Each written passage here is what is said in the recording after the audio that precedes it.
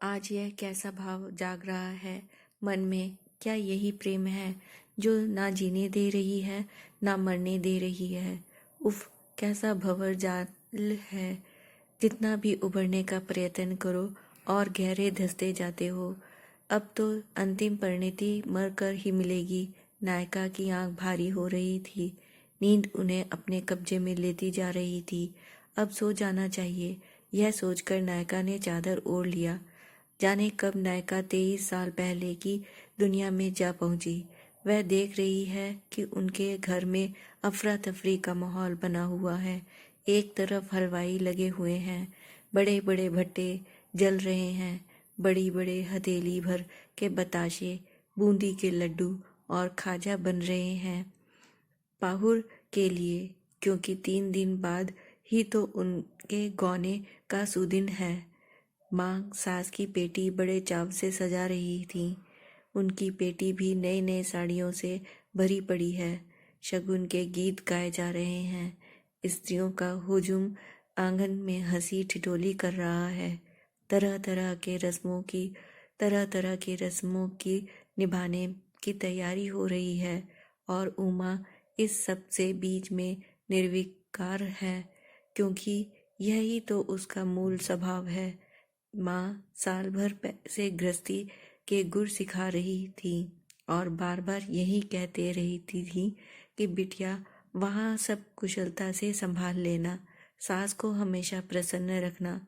माँ थी वह, सास को प्रसन्न रखने के गुर में तो सिद्धहस्त कर दी थी, लेकिन पति को कैसे प्रसन्न रखना है यह बताने में चूक गई थी।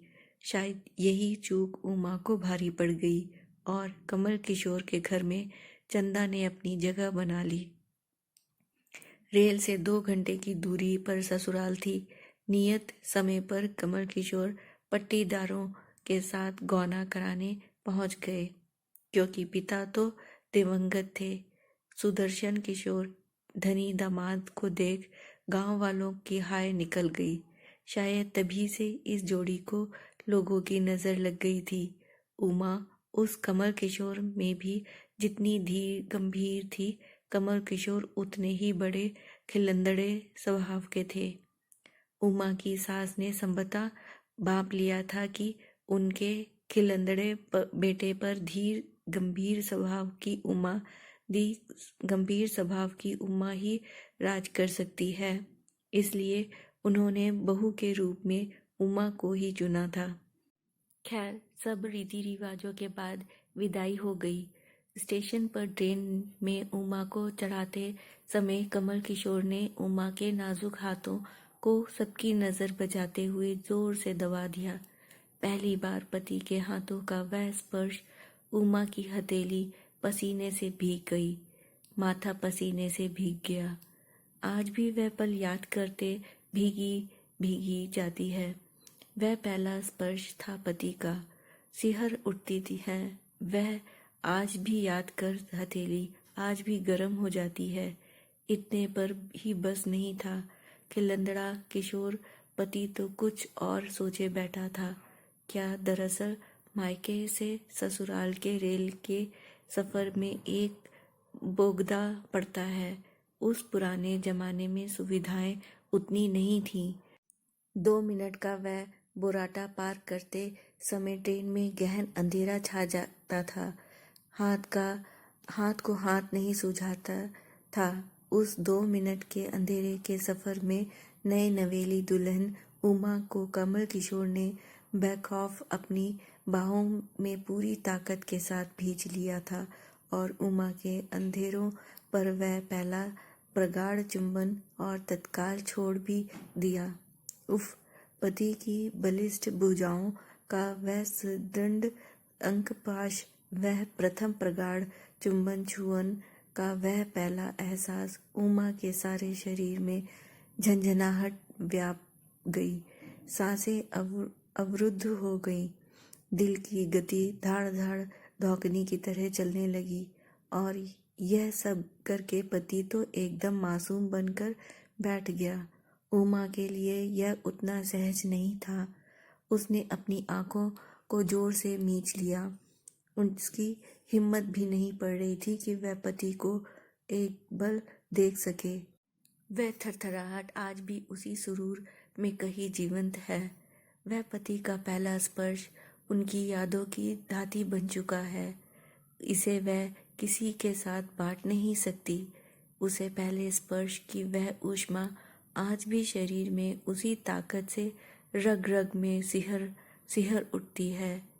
23 साल बीत चुके हैं, लेकिन लगता है मानो आज की ही बात। नायिका की आंख झटके से खुल गई और वही उसी भांति नई नवेली की तरह लज्जा उठी। यह क्या? आज भी हृदय उसी तरह तेजी से धड़क रहा था जैसे धौंकनी चल रही है। तकिया पूरी तरह आंसुओं से भीगा हुआ है। थोड़ी देर वह समझ भी नहीं पाई कि यह सपना है या हकीकत। क्या वह उसी समय को फिर से जी रही थी? शायद उस समय को पुनः जीना, रह रहकर फिर जीना, यही वह भंवर जाल है जिसे उन्हें अपने वश में कर रखा है। आज कहीं 10 सालों बाद रघु के सवाल का जवाब वह तलाश पाई कि इतना सब होने के बाद भी वह क्यों पति को घर से बेदखल नहीं करना चाहती है, क्यों उनके खाने का इंतजार करती हैं, क्यों उनको कष्ट में नहीं देख सकती हैं। क्या प्रेम इसी को कहते हैं? शायद यही प्रेम की परिभाषा हो कि जिससे आप प्रेम करते हो उसके द्वारा दी गई पीड़ा भले सर्वाधिक भयावह हो, आप कितना भी चाहो उससे उतनी ही पराकाष्ठा से नफरत नहीं कर सकते। अच्छे दिनों की याद वह करने ही नहीं देती है। आप कितना भी चाहो, नफरत पर प्रेम सदैव भारी पड़ता है। आज उन्हें दुख हो रहा है कि शायद वह पति को कभी समझा नहीं पाई कि वह भी उनसे बेहद प्रेम करती थी। यह तो उन्होंने कभी स्वयं भी नहीं कहा था और संभवतः बिना उसके कहे पति ने समझा भी नहीं था। क्या यही उनकी चूक थी? क्या पति की भूल थी? क्या पति को उनके प्रेम की था नहीं थी? आखिर उनमें ऐसी क्या कमी थी कि पति किसी दूसरे स्त्री के अंग पाश में बंधने के को इस कदर आतुर हो उठा कि उनकी तो छोड़ो, अपने बच्चों के प्रेम से भी विमुख हो उठा। आज नायिका ने पूरी शिद्दत से समझा कि प्रेम की जड़ें सबसे गहरी होती हैं। वह उखड़ नहीं सकती, उसका समूल नाश नहीं होता है। कितना भी जतन कर लो, चेतन में कितनी भी बेरुखी दिखा लो, अवचेतन से वह प्रेम पुष्पित पल्लवित ही रहता है। शायद तभी तो कहते हैं कि सबसे कठिन प्रेम की डगर है। आज नायिका को अपने सास की सारी चेष्टाएं याद आ रही थी कि कैसे वह उन्हें निरंतर सीख देती रहती थी कि थोड़ा नाच नखरा भी सीखा करो बहू। पत्नी तो वही सफल रहती है जिसके मोह में बस पुरुष शाम को उसी तरह खूंटे से बनने के लिए घर की तरफ भागा आए जैसे गोकुली की बेला में गाय। आज नायिका को मालूम होता है कि माई की उस सीख को वह अपने आंचल की गांठ में बांध नहीं पाई, कि उनके जाने के बाद पति के स्वभाव में आए बदलाव को वह भाप नहीं पाई। कहीं माई के मन में अपने खिलंदड़े बेटे को लेकर कोई संदेह था क्या? जब तक वे जी तब तक लड़के पर अपना अंकुश बनाकर रखी। उनकी निगाह कमल किशोर पर हमेशा रहती थी। कहाँ गया था, क्यों गया था, समय से घर लौटा कि नहीं। माई का गऊ बच्चा हमेशा माई का कहना मानने वाला। माई क्या गई, लड़के के तो पंख लग गए और वह किसी और फूल का भौरा बन उड़ गया। हाय माई, तुम मुझे खुलकर सब बता क्यों नहीं गई? शायद वह सब यह जानती होती तो विश्वास टूटने का इतना तीव्र झटका ना लगता। आज तो लगता है कि विश्वास के खेल में मात्र मैं ही ठगी गई। मैं नायिका कभी उनसे मन की कोई बात क्यों नहीं कही? क्यों नहीं सोचा कि विश्वास का यह खेल कभी दुतरफा नहीं होता है? वह ठग उसकी दुनिया लूटता रहा और वह विश्वास की डोर थाम आंखें मूंद बैठी रही। आखिर चंदा में उसके पति में ऐसा क्या देखा कि अपनी बनी बनाई गृहस्थी में आग लगा बैठा, जिसका फल आज दोनों भुगत रहे हैं। वही नहीं झुलस रही है, कमल किशोर भी इस आग से बचे कहाँ हैं?